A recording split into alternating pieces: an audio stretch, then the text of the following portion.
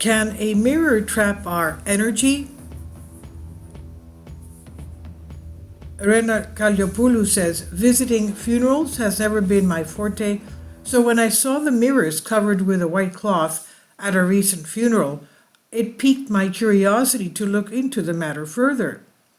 I found it so strange that they cover the mirrors in the house of the deceased, a result of the belief that through the mirrors the soul of the dead can pull someone else with them into the afterlife. My goodness. It also they believe that the deceased's thirst for life can lead him to the point where he is used as a mirror to return from the afterlife and roam among us. According to other beliefs, while the deceased is at home, the mirror is like an open window through which astral beings, including poorly attuned spirits, can enter, and the soul of the dead, instead of going to the afterlife, can enter the mirror and remain trapped there. A further investigation gave me even more evidence, as there are hundreds of stories related to haunted mirrors. Most, needless to say, tend to be warnings about the dangers of mirrors, that is, that they have negative supernatural properties.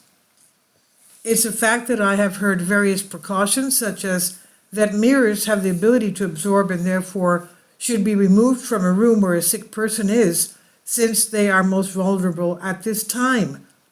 Several warn us never to look in the mirror at night or by candlelight.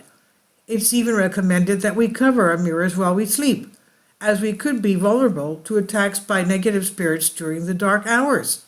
My goodness! To prevent supernatural entities from using mirrors as a portal, the mirror should be moved frequently to different areas of the room. Mirrors with a fixed support that are placed in the same position for a long time, for example, I've just thought of our bathroom mirrors, for a long time are more likely to become pneumatic gates.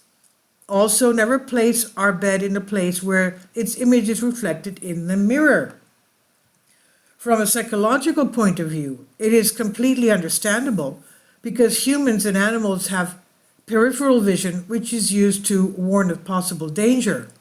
The threat response is detected by peripheral vision, which is activated by instinct rather than cognition. Animals flee or attack if something threatening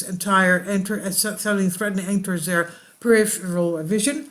In man, this is a more complicated process because a conflict between consciousness and instincts takes place. So we may feel nervous all the time without realizing why, and this is due to the fact that our image is constantly entering our peripheral vision. And this happens without realizing it and can cause an unprovoked depression. At night, the mind loses control of the subconscious. So think in the middle of the night, we wake up from sleep and we see our image or its shadow. Brr, ooh. And all the mirrors the same? Are they all the same? So every mirror is an energy trapping point or portal. Usually these mirrors stand out from the others because they are very cold to the touch and faintly cloudy when we are close, as they can trap the energy of a body of ours, and they can equally receive the negative energy. If, for example, a person comes to our house which is unpleasant to us, the solution can be given by a good cleaning of the mirror with a wet cloth, or even better, with a sanitizing. And then we can leave it to the sun or expose it to a quartz lamp. On the other hand, mirrors are more than a reflective surface. They are a means of self-admiration. It's commonly said that mirrors, because they have the ability to accumulate people's energy, which happens about 3 minutes, those who look to sit longer in front of the mirror, aging comes faster than normal. Wow, okay. So what is certain is that after all this, I got a clear message.